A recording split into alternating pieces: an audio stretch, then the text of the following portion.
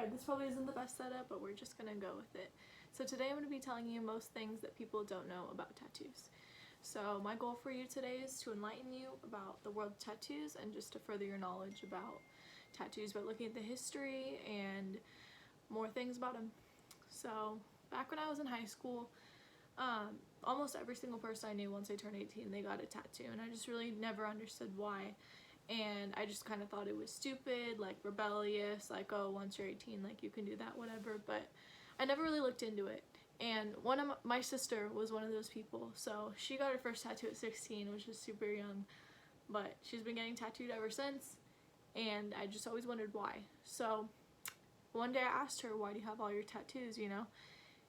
And she said, they're addicting, and once you get them, you can't stop. And once you see your vision come to life, it's euphoric, you know. It's just you're overcome with the emotion that you can't really describe. But I wanted to know more, so I was very intrigued with the idea of getting one. So I did some research, talked more with my sister about getting one, and the things I learned were pretty eye-opening, so I'd like to share them with you. So today in this speech, I want to further your knowledge about the history, reasons people get them, and the tattoo culture around the world.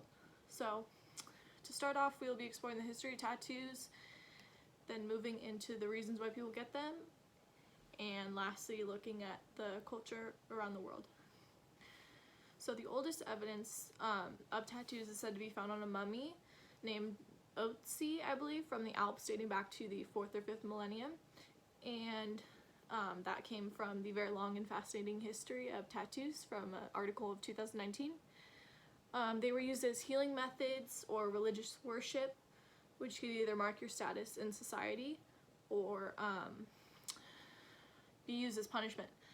So they weren't always accepted in society until about the 1960s, and then when that time came around, they kind of faded in and out of popularity before that. So once the 60s came around, the social stigma kind of just disappeared and more people started getting them, and they became more widely accepted in the world. And after this time, tattoos gained acceptance in society and were seen as a form of like self-expression or individuality. And the first tattoo machine was created in 1891 by Samuel O'Reilly, by the History of Tattoos from an article of 2020. And tattooing used to be a very labor-intensive process, and it was said to be very painful back when everything was first developed. And now it's a lot different. So with the current technology, the needles now are able to pierce the skin at between 50 and 3,000 times a minute. So from our knowledge about the history, we can now move on into the reasons why people get tattoos. So the most prevalent reason is obviously self-expression, which is pretty much a no-brainer, but that comes from Authority Tattoo, article of 2020. People who are associated with a certain group or club are likely to get a tattoo to show their affiliation, or just like as a sense of pride to know that they belong to something bigger. Another cause can be a person's beliefs, personal meanings, or fascination with something.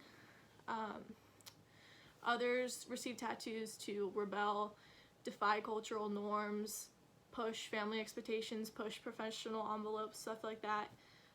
And then one thing I find really interesting is women will get tattoos to cover imperfections, discoloration, stretch marks, scars, anything like that. As I mentioned previously, tattoos can be addicting, and once you start, it can be hard to stop. So my sister, she's a living, breathing example of this. She's covered head to toe, everything below the neck, pretty much all covered. So the payoff can be very euphoric in a way, and it can be overwhelming, like you just are overcome with joy, you know.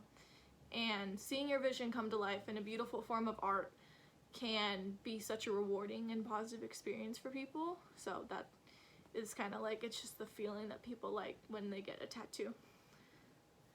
So after learning the numerous explanations for getting tattoos, we will move on to the tattoo culture that is around the world and see what or how different cultures view tattoos and what they can mean or symbolize. So by the article Looking at the World's Tattoos of 2010, each culture around the world has their own customs and traditions that define what their specific tattoos can mean. So in the article, one of the authors said, our body is like a blank canvas, and it's basically just a blank canvas for a story to be told. And I think that's very relative to how it relates with the culture. So you can have numerous designs and symbols of a specific culture on your body that represents whatever that culture is. So looking into specific cultures, most tattoos in the Egyptian culture were reserved for women and were used as protective symbols.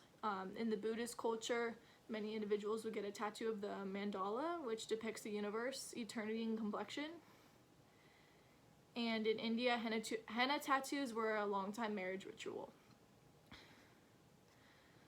Embracing the art of tattoos can forever celebrate one's dedication and devotion to their cultural traditions and their love of people. So tattoos related to someone's culture are just a constant reminder of where they come from and their heritage and just all their background information. So overall, tattoos have been around for a long time and have made numerous improvements with technology and social acceptance. So first, we learned about the oldest tattoo known to man and the original machine that was invented. Second, we learned the numerous reasons why people get tattoos, whether it's because of self-expression or association with a particular group. And last, we discovered the various types of tattoo cultures around the world. So after being enlightened myself about tattoos, I made the decision to finally get one. So faith over fear lies on my right ankle, and it's a constant reminder of something I live by and something that's very special to me. And my middle name is Faith, so it just all ties in. It was really important to me. So once I saw the finished project, I was really happy, and it was pretty euphoric, as people say. So that's it.